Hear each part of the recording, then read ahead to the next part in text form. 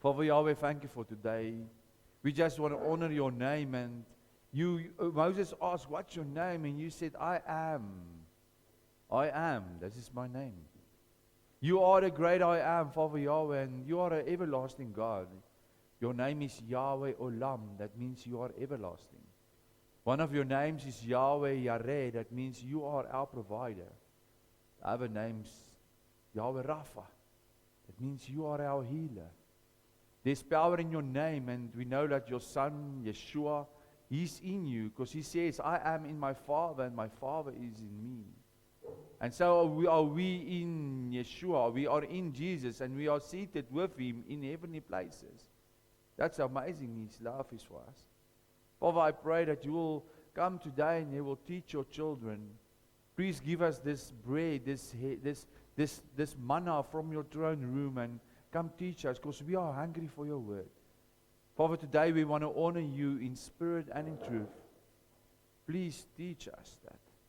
Father, when we sing now, when we praise you, I pray that this offering that we want to represent to you may it be like a sweet flavor. Like David said, may this incense be sweet for you. May this worship be acceptable for you. That we want to come as your children and bend before you, our King, and praise your name. Thank you for that. We ask it all in your Son, Yeshua's name. Amen. Amen. You know, when you say hallelujah, you know what it means? You know what it means when you say hallelujah? Praise God. Halle means praise. Yah is Father Yahweh's name. Yah, Yahweh. Yeshua. All in one name. When you're saying hallelujah, you praise his name. Ain't that a beautiful word? That's why Hebrew, it's such a more beautiful, beautiful language. It's having the smallest detail in all the pictures. In the old days, there was Polyhebrew. Polyhebrew, it was a picture. They draw pictures, like an ox or a house or a stone, and that represented a name or a letter. All right. And later on, they started to add words to it. And that's how beautiful the word of Yahweh is, because the original language of the Old Testament was written in Hebrew. The Bible was written in Hebrew. The New Testament was written in Greek and Aramaic.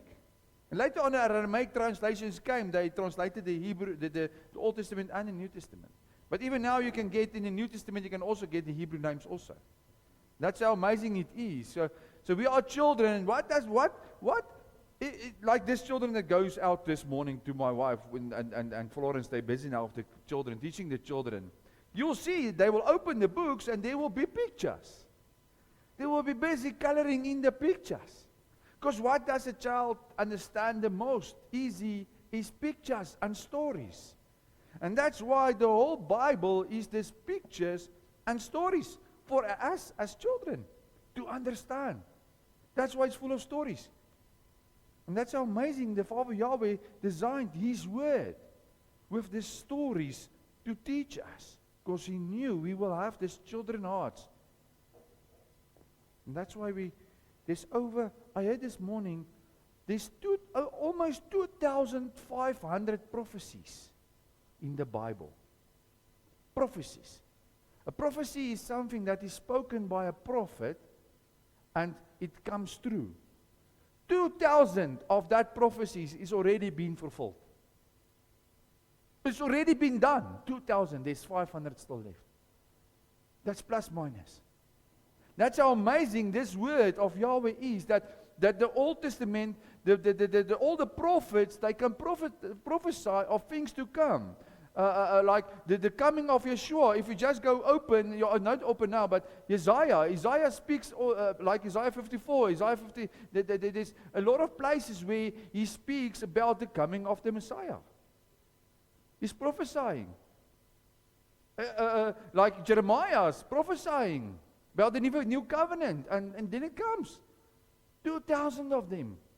Years and years apart. 1,600 to 2,000 years apart from each other. There's prophecies. Do you know if I say today the sun is going to shine over 2,000 years, will you believe me? Or maybe it's going to be a rainy day, or maybe it will be cold that day. Will you believe me? No. You'll say, why? How can you see 2,000 years further on how that day is going to be? But that's amazing how Yahweh's Spirit is, and He speaks to His prophets and says, listen, over 2,000 years, this is going to happen. And that's how amazing it is. Yahweh gives His whole timeline in this Bible. And that's why, who can say to me, what is the center of this Bible? The center page, the center of the Bible. Which verse? Huh? The center of the Bible, which verse? From the beginning, from Genesis 1 to Revelation 22, which one is the center? You can open it if you want to, because Yahweh says, I am the beginning and I am the end, all right? I am the Aleph and the Tav. Go open Psalm 118, verse 8. That's the center of the Bible. Of all the verses, you can open Psalm 118. That's not part of the sermon today, but just because Yahweh says, I am the beginning and I am the end. And there's something He wants to meet us halfway to learn us something. Because sometimes, when you are running a race, and there's the end. The end is there. The end is there. But sometimes you get tired on the road. Have you ever experienced it? When you are running from Kanana to here, halfway you'll get, I'm almost tired. And that's the thing, with Yahweh's word, with your life. Sometimes you'll get tired on the road because the devil will make you tired. All right? You can open Psalm 118, verse 8, and then it's just amazing if you go see what Yahweh is saying to His people. Psalms 118, verse 8 is the center of the Bible, exactly the center of the Bible, from counting all the verses. Psalm 118, verse 8. It says, it's better to take refuge in the Lord than to trust a man. Huh? The center of Yahweh's word, He says, it's better to trust in Yahweh than to trust in man. He's encouraging us to carry on with the word. And that's why He says, I am the beginning. All right? And then John 1, verse 1, Yeshua says, but of course, in the beginning was God, right? And then Yeshua says, I am the beginning, so Yahweh takes us to the beginning. In John again. That's amazing. All right. So it's just interesting. Yahweh is encouraging us halfway. He's meeting us halfway and say, listen, just trust in me. I have this. And that's why if you take the Hebrew, the Aleph Bet, that is the Hebrew alphabet, all right? It's having 22 letters. It starts with the Aleph and ends with the Tav, all right? And the picture of the Tav, like the Pali Hebrew picture of the Tav, is the form of a cross. That's the end. All right. So amazing, huh? Is that just coincidence? No, it's always planned. All right. Okay, so let's start with the sermon. I just want to share this to you today. All right, so you remember we're busy with the golden altar in the tabernacle series, and today we're going to end with the Lord's Prayer, the Our Father which is in heaven. Go and, if you haven't been here, go and see on the Nations YouTube channel. Just put in at YouTube the Nations. You'll see there's the Our Father part 1, Our Father part 2. Part 2 is going to load this Tuesday, and next week we will load today's sermon. Every Tuesday we load the new sermon of the previous week. Okay. All right, so then this Tuesday you'll see part 2. Okay. So go and check it. Go listen again about it, because there's the Our Father, there's the Lord's Prayer, and it's a prayer that Yeshua, Jesus, He's teaching us how to pray. All right. Do you think maybe Father Yahweh knew that in these days we're going to be maybe confused, or people not knowing how to pray?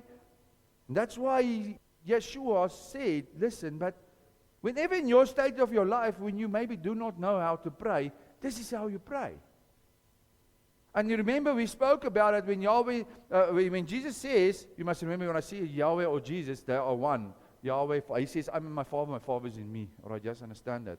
All right, so when Jesus said in Matthew how to pray, there's one thing that stood out for me. And then but before the prayer starts, he says, you must go into your room. You remember that? You must go in that secret place. To that secret place, and there Yahweh, will see in that secret place.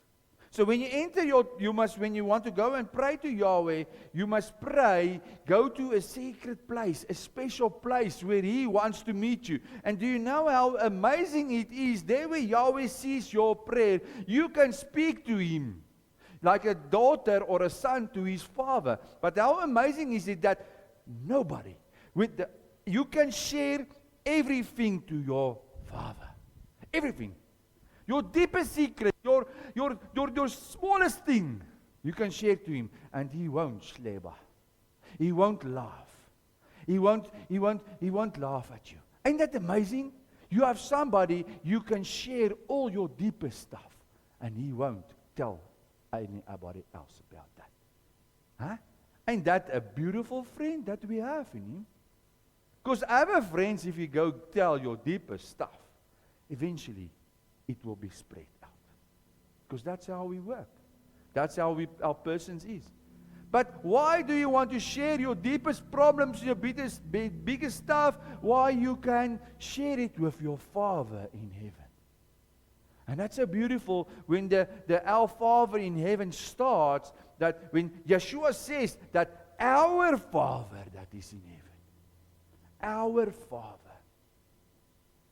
It's not just his Father, or Stephen's Father, or Peter's Father. It's our Father. We become one with Him when we speak our Father. Can you just imagine how beautiful it is? And when you start with our Father, then what's the first thing what you do? Hallowed be your name. That's the first thing in prayer. May your name be glorified. Glorify His name. Praise His name when you start your prayer. All right. So to understand the sermon about the Lord's Prayer, let's go read again about it in Matthew 6, verse 9.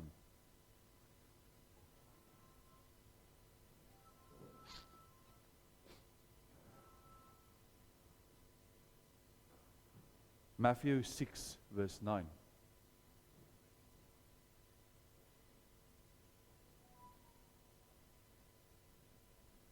If you want to go, and I did tell last week about it, go and read the whole Matthew 6, because it's amazing. It's an amazing verse that you must remember. The Gospels is the sermons on the Mount, where Jesus spoke to the people when His ministry started. He was speaking about the prayer. Himself, by His mouth, He spoke. And Matthew just write it down.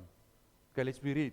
Pray like this. Our Father in heaven, may your name be kept holy. May your kingdom come soon. May your will be done on earth as it is in heaven. Give us this day our daily bread. And forgive us our debts as we also have forgiven our debtors. And lead us not into temptation, but deliver us from evil. From thine is the kingdom and the power and the glory forever. Amen. That's a short prayer, huh? That's a short prayer. But wow, we are busy 3 weeks now on this small prayer. It's not just a prayer. So the verse I want to speak about today is the verse 12. All right? And forgive us our debts. All right? Our debts as we have forgiven our debtors. So there's a butty.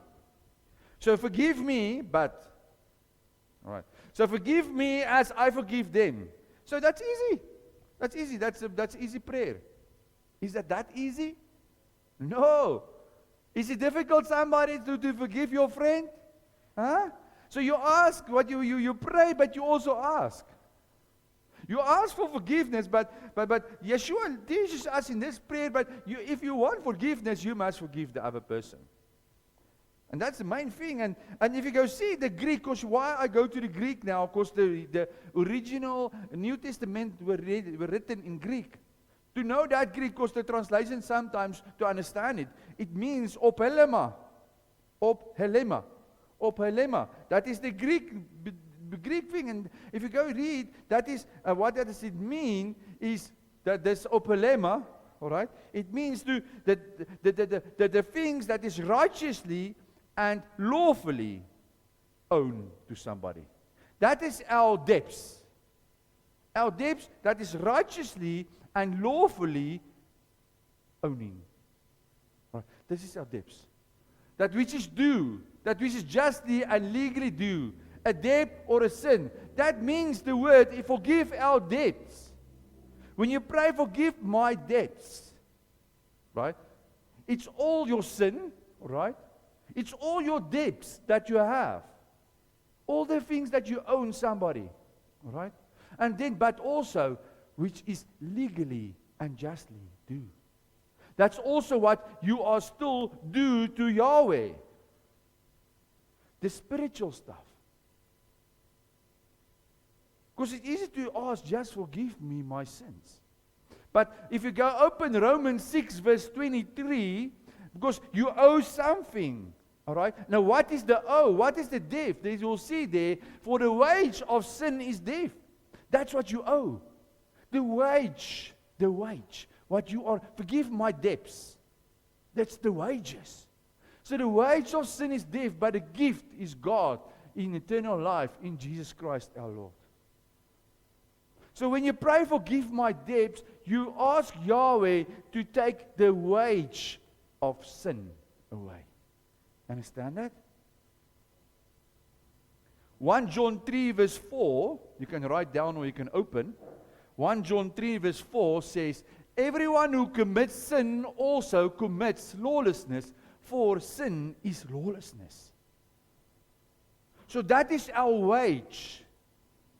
That's our wage. How do you know what is your wage of the sin? The Bible says to you, what is your wage? So when you ask Yahweh, because how do you know what is sin? The Bible tells you. And that is inside us, the Holy Spirit that's inside us now, because Yahweh says, I will write my law now on your hearts. All right? So have you ever heard that voice in your ear when you want to go and party or drink or sleeping around with other women? Have you ever heard this voice in your ear say, do not do that? That's Holy Spirit speaking to you. And then do you hear also the other voice? Hey, no, do it. And another voice say, no, but don't do it. That's the devil and the Holy Spirit speaking to you. And that's amazing because Yahweh put the Holy Spirit now in our hearts. He says in Ezekiel 36, I will take this heart of stone out. I will give you a heart of flesh, and I will put my Holy Spirit in your temple. Because 1 Corinthians 6 verse 19 says, we are the temple of Yahweh. Now, I will put my Spirit into you to make you do my law, my ordinances, and my statutes. The Holy Spirit in you will make you do that.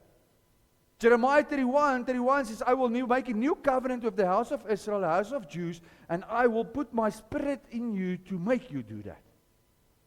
You understand that? So the Holy Spirit tells you, listen, this is sin what you're doing now. You're going to the Word now and you read, hey, I mustn't do that. Do not covet somebody else's wife, for instance. All right? Then don't do it. Because the Holy Spirit says that. So, but if you do it, there is a wage. There's a debt. You owe. You owe. In that days when before Jesus were born, they had to go and pay. They had to take the lamb or the nkomo or the himvu. They must take it to the altar and they must offer it to pay the sin. There must be blood. That is the price to pay, is blood. And that's why Yeshua, He took our wages. He took our, that's why He says that the wage of sin is death, but Yeshua, Jesus, He is the one that paid it for you. Does it mean you can just live free now? No, you can't. All right, so it's been paid. Our debt's been paid. So that's why we must ask to forgive our debts firstly. And then, like we forgive the others, our debtors. So you'll be forgiven like you forgive.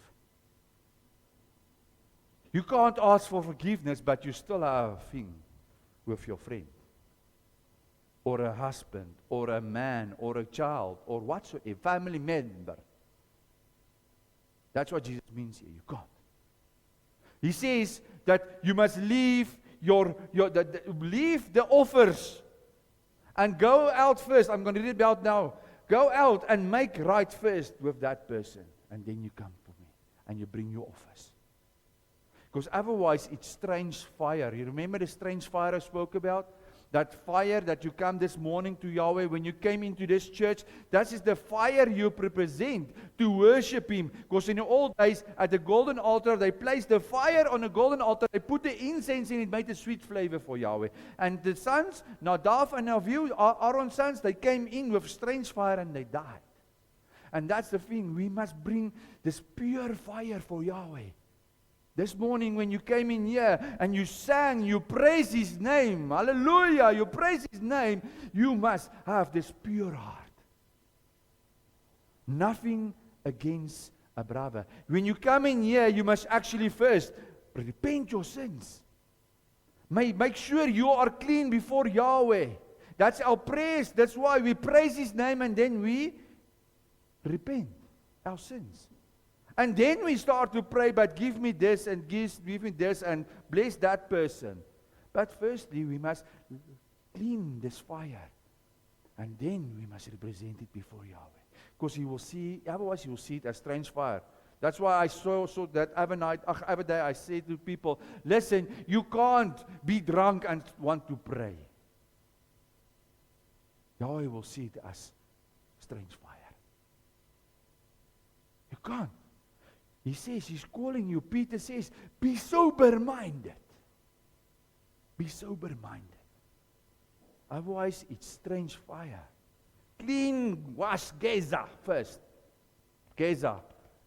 Jesus, He died so that we can ask in His name, forgive our sins by His blood. Ain't that amazing? We don't have to go and cleanse and come anymore and put on the bronze altar to pay our sins. We can just close our eyes in Yeshua's name or Jesus' name. Please forgive my sins. Amen. And it is finished. Yahweh says, I will forgive you from the east to the west. I won't even think about that anymore, He says. Only what He wants is go and fix. So that the debts, you forgive, you must forgive your debtors. The Greek for that is opailetes. All right, opailetes is the Greek for that verse.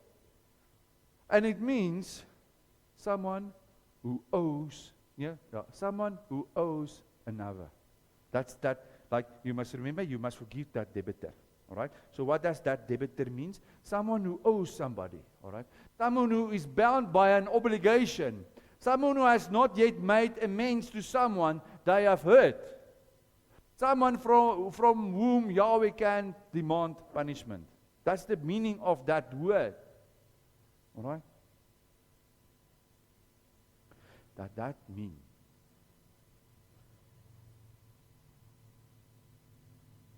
if you forgive, you must forgive also that one that owes somebody.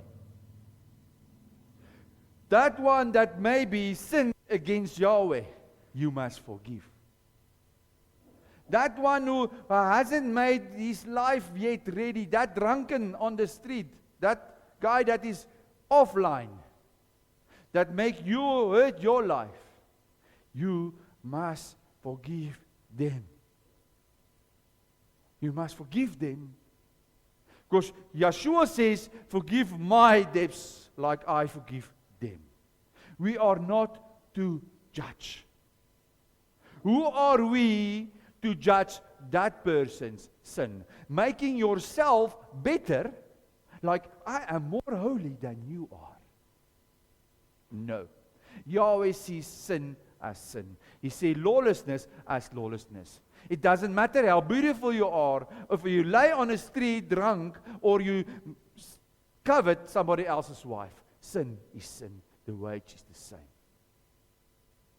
So do not make yourself more better than that other guy. Do we do it? Yes. We do it a lot of times. And the thing is, we must forgive. Then Yahweh will forgive. You understand that? That's important. So when you say, Father Yahweh, forgive my debts like I forgive my debtors, can you see it's a little bit deeper than just something to say? It's something that you must do first, make right. Then you ask for forgiveness. All right. Do not measure. There's a parable that says, do not measure, because the same measure that you measure somebody else, you will be measured. Ain't that true? Do we measure? Yes. I'm a little bit more holy than you are. Sorry, my friend. Same measure, the same ruler. I always use that one in the schools. The same one you measure that person. Hey, your sin is like this. Yeah. Then Yahweh. I can see you also, man. You're not that holy. We all short the glory of Yahweh. Romans 3 says that. Romans 3 verse 23 says, we all short the glory of Yahweh. We all are sinners. You are not that holy. Sorry, my friend and sister. All short the glory of Yahweh. Romans 3 verse 23 says that. Okay. So let's read further on. It's so important, this forgiveness, that in this Lord's Prayer, Yeshua come again and he speak about it again. It's not just one time he says, forgive that person. He says again, if you can just carry on with Romans 6 verse 14, he speaks again about that. You must remember it was Romans 6 verse 12. He spoke about it. And then Romans 6 verse 14, is it? For if you forgive men, so Jesus comes on and he says, so you give us our debts like I forgive our debtors. And then he carries on again. So he says then, whenever you forgive men their trespasses, so when you do that, when you are listening to my voice, say go and forgive, then your Heavenly Father will also forgive you. He's just come and say, listen, I spoke about this, but here's my explanation again. If you forgive, I will forgive. My Father will forgive you also. But if you do not forgive men their trespasses, neither will your Father forgive your trespasses. Can you see how important it is? Because he's speaking double about this in the Lord's Prayer. Forgiveness, forgiveness, forgiveness, and that is a very, very hard thing for us as people to do, is to forgive. Because then when you want to forgive, you must become lower than that person. You must come lower. You must be humble. You as a mandota, minandota, was het college al omvaas les nie. Mandota college omvaas nie man. Dota, the pants don't fazi. Fazi, minatolisa. Yeah. The devil is doing that, Isaiah. He's giving pride in our hearts. I'm a daughter. No, maar I'm better than you are. I'm richer than you are. Why? How can I come and say sorry to you? Father Yahweh says if you can do that, He will forgive you also. And that's important. Because pride is a very bad sin. The devil were kicked out of heaven because of pride. Because of pride.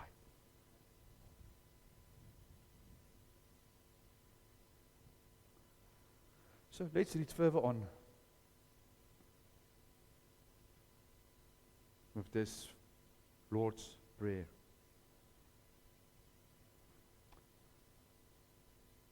I just want to be quickly before I finish this, forgive our debts.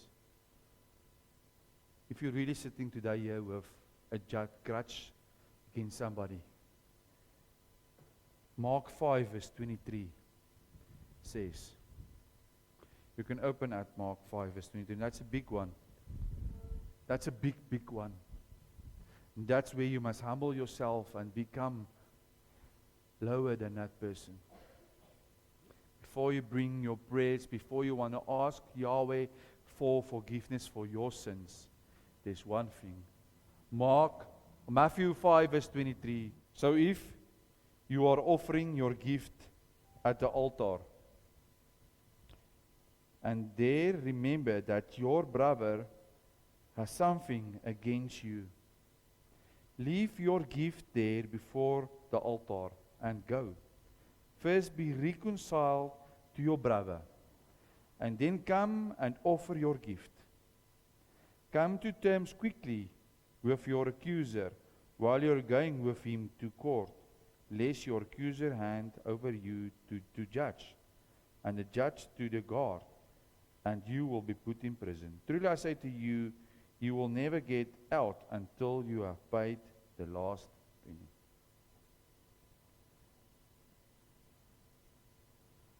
If you have something against your brother and sister, go and fix it. Please, go fix it today. That person may not be there tomorrow, and it will haunt you your whole life. It will trouble you your whole life. You will become a sorrow person in your heart, because there will be a broken piece in your heart that you didn't fix when you had the time. You know how many parents are sitting today, or children are sitting today, children more, sitting today with this sore in their heart because they didn't went and make it right with their parents. And then their parent died. When they did, they're gone. They can't hear you anymore. We have time, go and make it right. That's very, very important. All right. May Holy Spirit show you if there's still something. Maybe a childhood thing. Maybe something that happened in school. Maybe a boyfriend when you were young. Maybe a father or an uncle that touched you where didn't that supposed to be touching you. Go and make it right. You can't judge. You must be the least. Like Jesus says, you must turn your other cheek also. But when you know what the Revelation says, by the testimony and the blood of the Lamb, you are free. By the testimony and the blood of the Lamb, you are free. When it's something, you bring it into light, it can't go back to the darkness. You understand that? You must bring it to light. It says, I forgive you. And that's why, because how many times did you in your life did bad things against Father Yahweh? How many times? I did it a lot of times. I sinned a lot. I turned a lot my back in my life. I was drunk a lot of times when I was young. And every time Yahweh forgive me, no matter how big my sin was. There's no size in His forgiveness. He says, I will forgive you from the east to the west. Do you know how far is America from China? It's a lot of. If you take an aeroplane, you take 12 hours to fly. That's how big Father Yahweh will forgive you. From the east to the west. Your sin may feel like it is 12,000 kilometers big. He will forgive it. All right. Okay, so let's carry on with the Lord's Prayer. Matthew 6 verse 13. We're going to end with it today with the Lord's Prayer. This is also one that people a lot of time pray, but what does the Bible says? What does the original Greek word says? Matthew 6 verse 13. Is that one that lead us not into temptation, but deliver us from evil. Lead us not into temptation, but deliver us from evil. What do we pray when we ask this?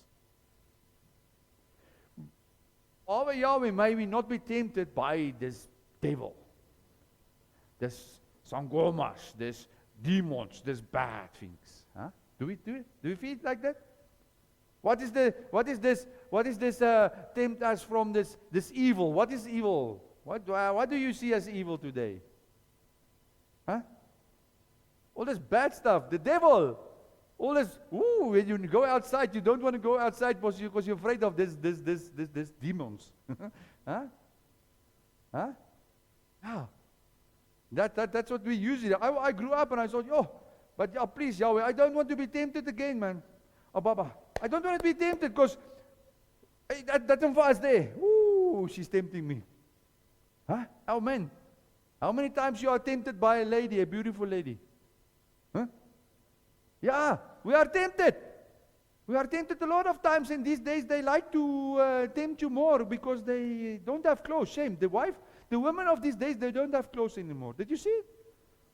Huh? I don't know, the people that makes the dresses, they make it shorter, they make it nicer and open. I don't know what happened. Ain't that true? Look at the young girls today. They dress like they don't even have clothes on. That's the problem. Because it makes our men crazy. We are made like that. We are tempted. So whenever your daughter comes out of the house and she comes out like dressing like a whore, you say, go back to your room and put on a dress. That's what the men and the women must say in the houses. Because you will tempt that man and that man maybe rape you. That's the problem. They take off their clothes a lot, they just wear a little bit of clothes, and then they go to the places where they drink, men get drunk, and they rape. We are designed like that. That's in us. We are the hunters. Did you see in the cows? Have you seen a bull around the cow? He turns around 5 times and he's begging. That's how we are designed, even in the animals. Did you check the birds? The husband, he go make a house, the small grass house. He makes the house, he works. And then the house is not good. The women say, no, I don't want this one, go make it again. Just to make an egg. You see, that's how it works. This is design. Yahweh designed us like that. But do not lead other people in temptation. Please. So that's why we must ask Yahweh, please, lead us not into temptation. That's natural. Whenever you have this phone, the WhatsApp, or the Facebook, or TikTok, what happens? What does the devil do? Your TV, what does it do when you open it? What do you see? Huh? These days they don't have shame anymore. Shame, they don't have clothes anymore. That's the problem of this world. They are teaching people it's okay. It's good. Check that woman and that man sleeping around without clothes. Look at that pornographic stuff. And now what does the devil do? He starts by showing you pictures of women with not enough clothes that didn't cover themselves, or men. He says, okay. And then tomorrow he shows you a little bit more. And the next day he shows you a little bit more. And then how do you end? Watching porno. Ain't that true? He's tempting, a little bit. He's getting you. More, it's like a ketang. It pulls you. Then, whoa! And then, let's go rape. Because I don't know what to do anymore. And that's the problem with this world. And we are all sinners. Ask forgiveness for Yahweh. But mothers and fathers, tell your children, You have the authority. The Joshua's in the houses. That as for me and my house, we will serve the Lord. Go and put on a dress. Right? That's important. Okay? Otherwise, you will regret it when your child comes home and she's been raped. Alright. Okay, so men also stop doing this temptation stuff. When the devil starts to show you, you must say no. No. Stop it. Put down that thing. Open the Bible, start to read, or start to sing, or go take a cold shower. Put the mans in banda pesco and clog, so kort hulle sien. I promise you that, because it will end up in porn, and it will end up in maybe wanting to go and sleep around with Magoshan, or go to sleep around or rape somebody. Give it to Yahweh, please. Give it to Yahweh. Ask Him to lead me from temptation. But there's one thing that and Jesus, He teaches us with that. You can open it, because Jesus teaches how to work with that temptation. And the only thing is to say, it is written. Go open at Matthew 4 verse 1. Because you know, the King, Yeshua HaMashiach, Jesus Christ, He also attempted. He also attempted. But there's a key. He's teaching us something here today, how to work with that temptation. Matthew 4 verse 1. Jesus was led up by the Spirit into the wilderness to be tempted by the devil. And after he had fasted 40 days and 40 nights after he was hungry. Have you ever fasted for 40 days and 40 nights? Not eating something? Just try. I usually, when I fast, and we're going to start over 2 weeks, we're going to start speaking about fasting. How do we fast according to the Bible? All right. But when I fast for 2 days, hey, I want to kill a sheep and eat it by myself.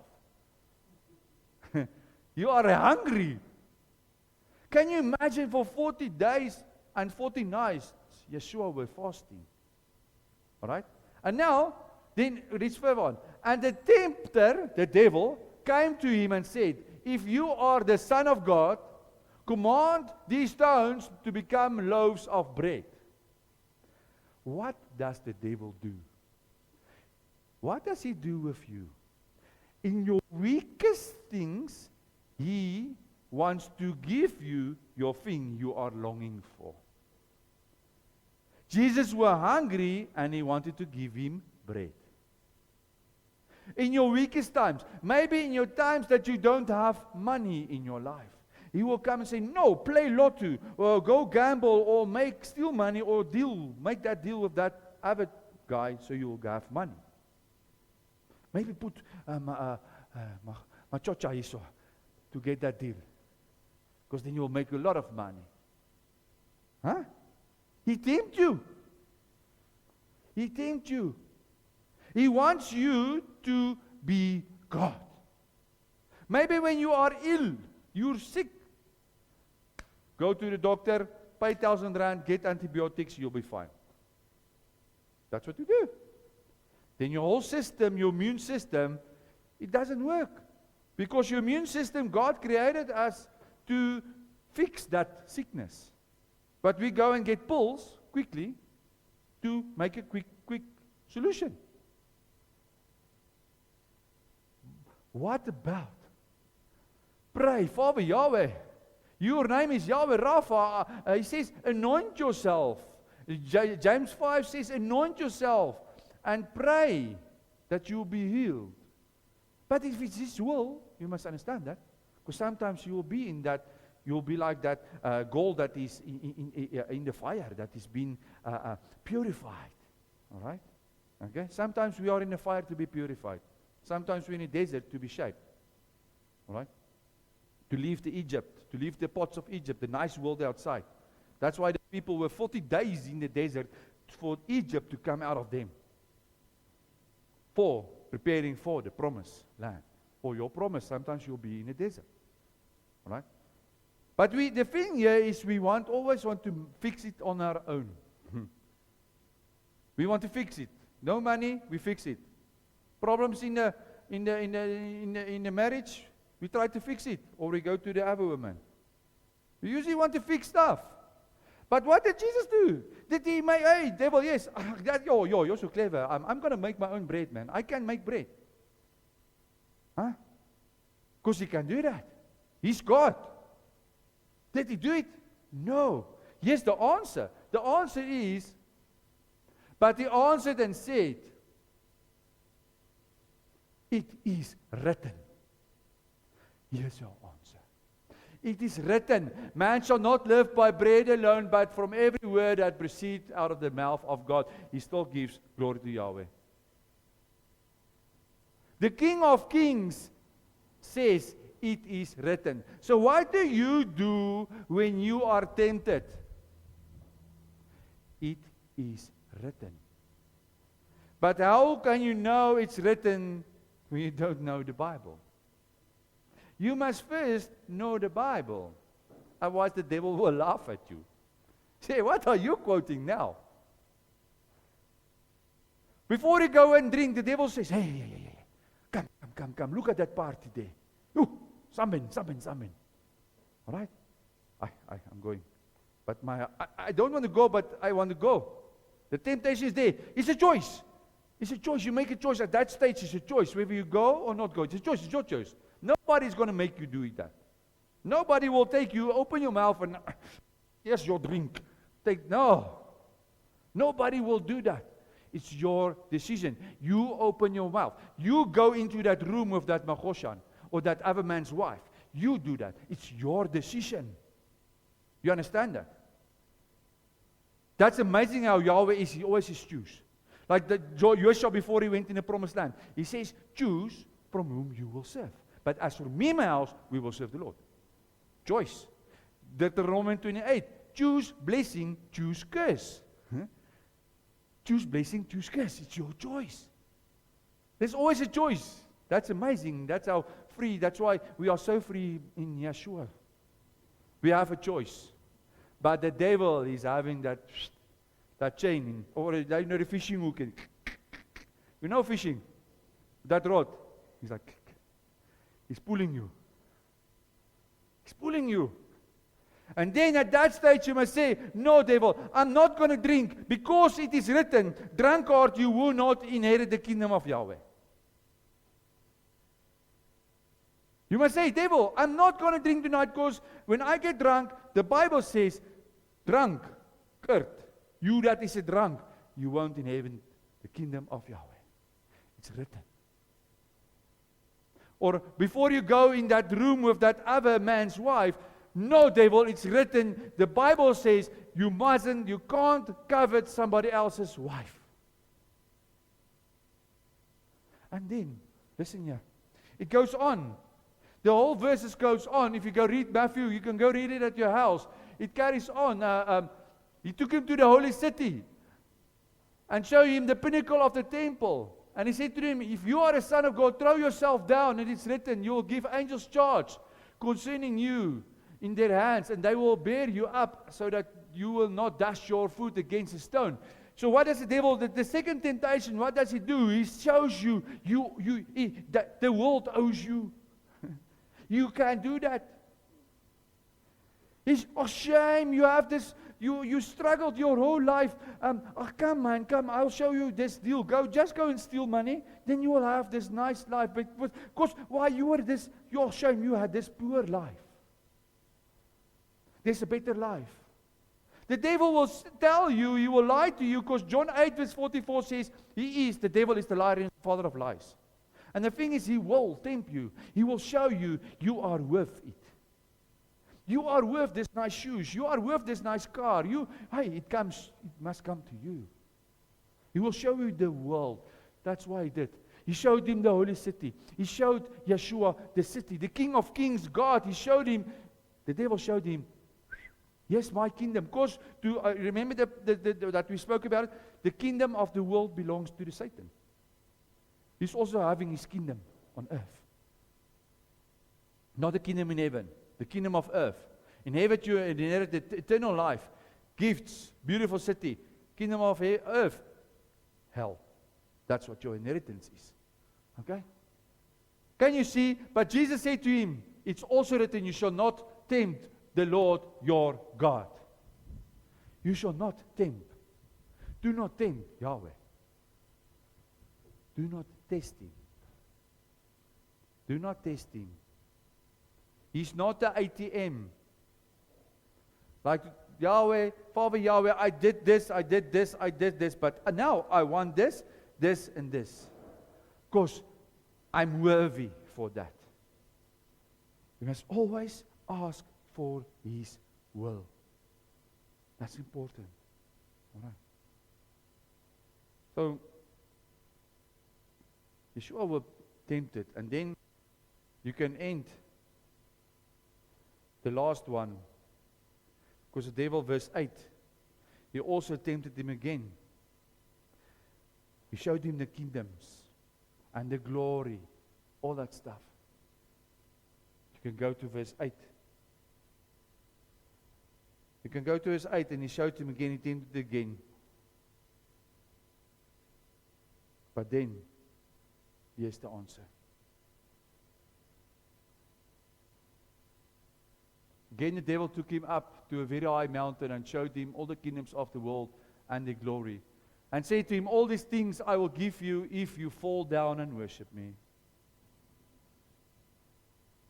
The devil says, I will give you everything if you fall down and worship me. He wants you to worship him. That's his main thing he needs. He doesn't care if you have money or a new car or you steal or what you ever do. He wants you because he knows as soon as you fall for his lie, you will worship him. You will worship the world. Then Jesus said to him, get behind me, Satan. For it's written, you shall worship the Lord your God, and him only you shall serve. Get behind me, Satan. And that's what you must say, because you have the authority in Jesus' name. Go away, Satan, in Jesus' name. Leave me alone. Leave this temptation out of my life. And then verse 11, then the devil left him, and behold, angels came to minister to him. The devil flee. Resist the devil, and he will flee. But resist him in word. Do you understand that? Start to read the Bible.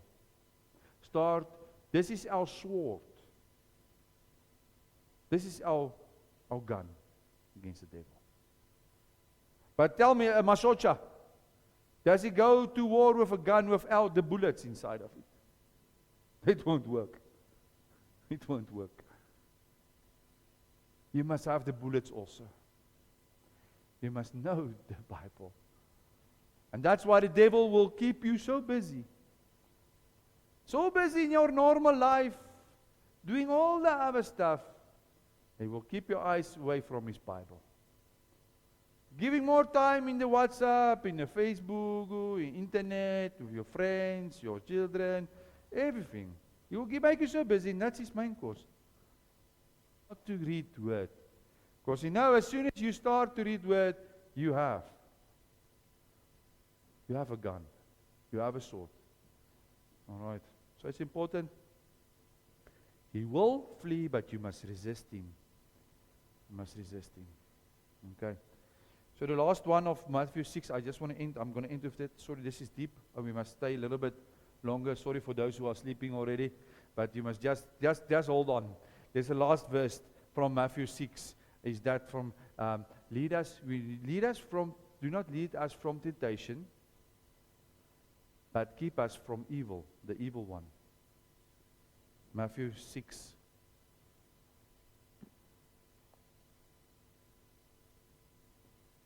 Deliver us from the evil one. Lead us not into temptation, but deliver us from the evil one. Matthew 6. Let me just read it again. Matthew 6,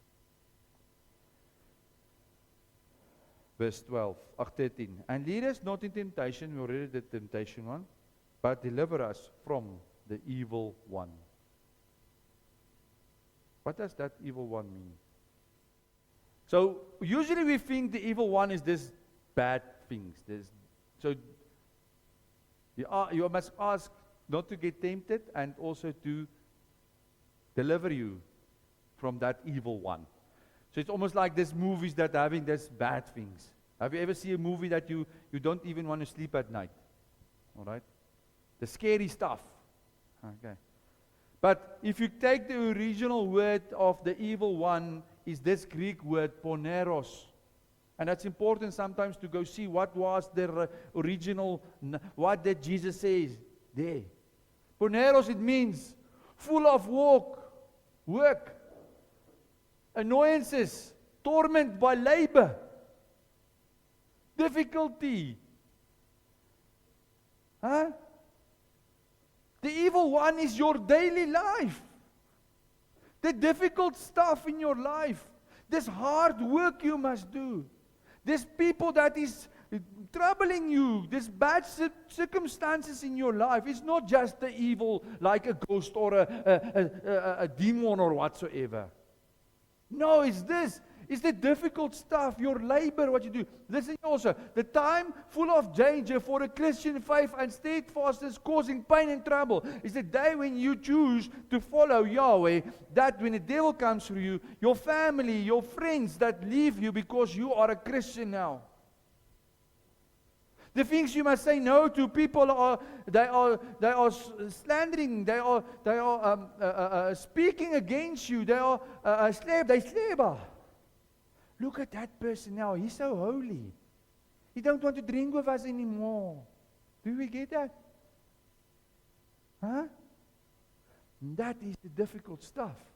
Because the Bible says the world will hate you when you choose Jesus. They will hate you because you are different. And that's why the word says, holy. Be holy because I am holy, says Yahweh. And holy means kadosh, the Hebrew. It means to be set apart. Yahweh calls you to be set apart because He is set apart from the world. So do you understand when you ask, deliver us from the evil one, it means deliver me, please, Yahweh, from the difficult circumstances. Deliver me from this hard work. Deliver me from my bad stuff I experience every day. Can you see how deep is this Lord's Prayer? It's just not a 5-second prayer we pray. It's deep. And that's why Yeshua says, this is how you must pray. And what does He do after this whole prayer? He gives honor to Yahweh. He gives honor because He says there, for it, if you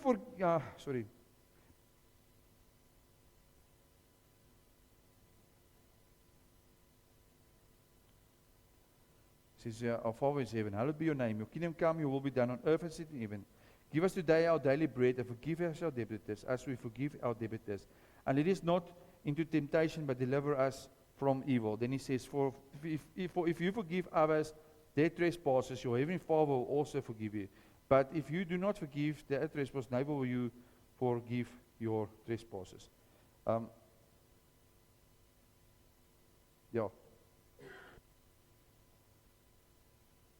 You must forgive your the Father will forgive your trespasses.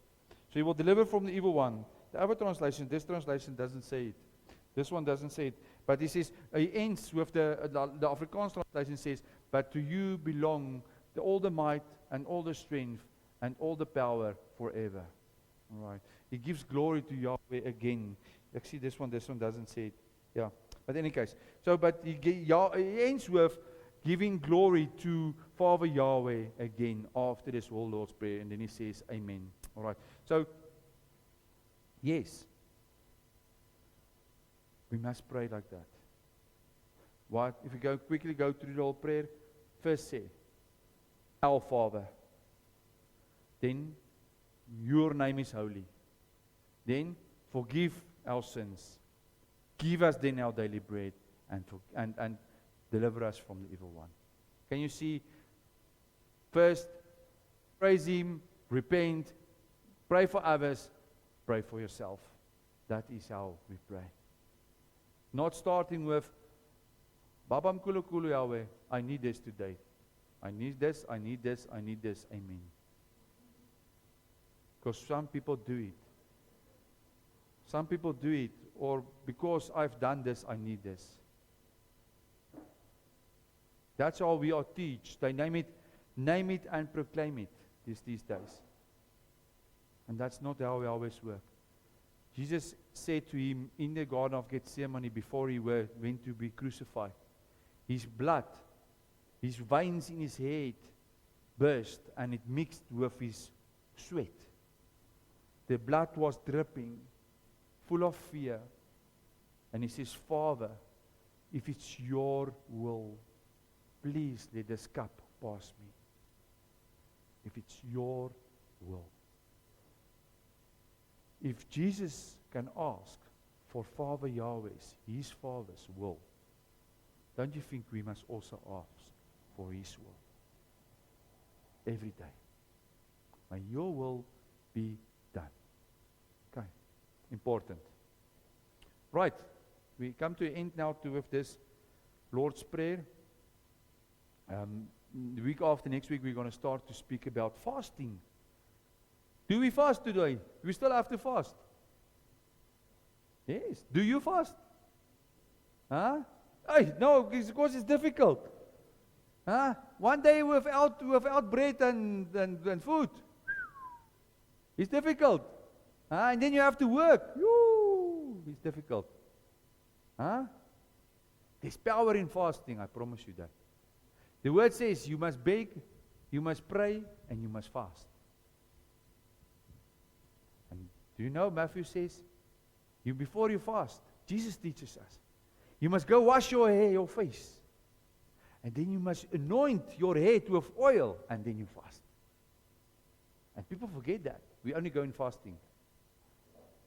You must anoint your head, but I'm going to speak about that next time. About fasting. Who fasted? Huh? Who quickly can say to me who fasted in the Bible? There was a lot of persons that fasted. Huh? What? We? Esther. Thanks, Isaiah. Jesus fasted. So do we have to do what Jesus did? Yes. He showed us how to do it. We must fast. You know, if there's 1 million people praying, so just see the picture. You are in heaven now. You are, not you are God, but understand, out of God's eyes. There's 1 million people praying. Whose prayer will stand out? The one that is fasting. Can you see that picture? You will stand out above the other prayers. Because you deny. It's when your body dies. The one that's always in struggle, because the body is in struggle. The flesh is against the spirit all the time. The body says, let's go drink. The spirit says, no, we do not drink.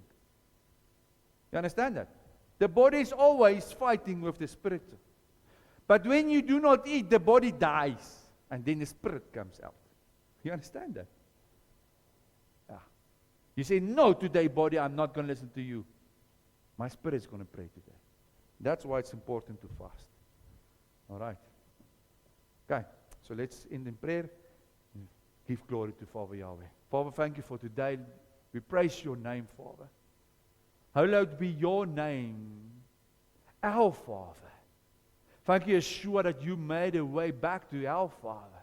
That we can be part, that we can be in you and you are in the Father. We are one. We praise you for that. But you are holy. Father Yahweh, you are the Father. Yeshua, you are the Son. Holy Spirit, thank you that you are living in our bodies. That you are the one speaking to us every day. Father, we want to declare today that this body, according to Corinthians 6 verse 19 says that we are the temple of Holy Spirit. We are your temple, Father Yahweh, and Holy Spirit is living inside of us. And thank you for showing us the way every day. Thank you for speaking. Thank you for knocking every day and saying, my son, my daughter, do not go and do that. And Father, forgive us. And thank you, Yeshua, that you died, that we can be forgiven for the times that we just ignored you and we said, no, stand away. Please close your eyes tonight, Father, because I'm going to go and jolt tonight. I'm going to go and do sin tonight. Please do not look tonight. But tomorrow when I sinned, I will come back to you and I will pray again and for forgiveness. Forgive us for that times, Father, when we played God, for times when we wanted to be like you owe us. Because for the life that we have, forgive us for that, Father, Yahweh. And we thank you today that you always had that grace. You always were standing outside, you were knocking, and you asked, please, my son, my daughter, I want to come in and I want to eat with you. You never left us because you say in your word, my son, my daughter, I will never leave you and I will never forsake you. Thank you for that, Father. Your words is forever. It's true. And when you say something, your words doesn't come back empty. It carries weight. It carries promises. You are the beginning and the end. You are the Alpha and Omega, Father Yahweh. And your promises is the same yesterday, today, and tomorrow. It's only we that change. And sorry for that, Father Yahweh.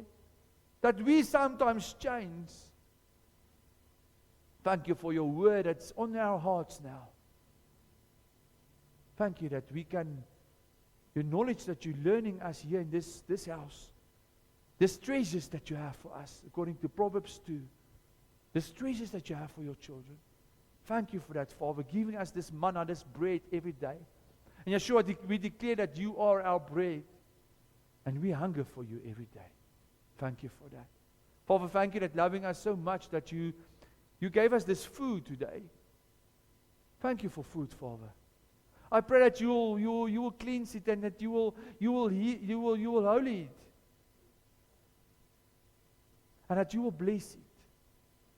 Thank you for food that we have, still provision every day. Your name is Yahweh, Yareh. That means you are our provider.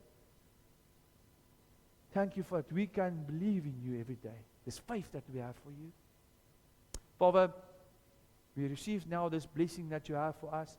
You say in Numbers 6, Aaron and Moses speak out this blessing over Israel. And we know, Jesus, that you say in Galatians 3 verse 29, because you died, we are heirs to the promises given to Abraham, Isaac, and Jacob. We are part of that. And that's why by your blood we receive today this blessing you have for us. And thank you for teaching us this in your original language, Hebrew. Brother and sister, receive this blessing Father Yahweh gives you today. Yavrecha Adonai Vishmarecha. Ya Adonai Panevlecha Vichuneka. Yesa Adonai Panevlecha Vyasimlecha Shalom. Father Yahweh says He will bless you. He says He will bless you. Do you believe it?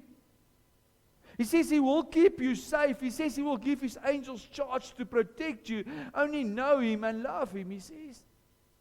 He wants your part also. He says He will lift His face upon you the same as He looked at that day when Yeshua, His Son Jesus, died on the cross. He looked at you that day. He says He will make His face shine upon you. May you shine like Moses shined when he received the covenant on Mount Sinai. May you be this lighthouse for this dark world outside. May people see your light shining where you go. And above all, Father Yahweh wants to bless you with this peace today. Receive this peace at your house, in your families, children, wherever you go, your workplace. Receive this peace Yahweh gives you today. He bless you today with this. Father, thank you. We receive it now by the works of your Holy Spirit and by our King and High Priest, your Son, Yeshua Messiah's name. Amen. Amen. Thank you.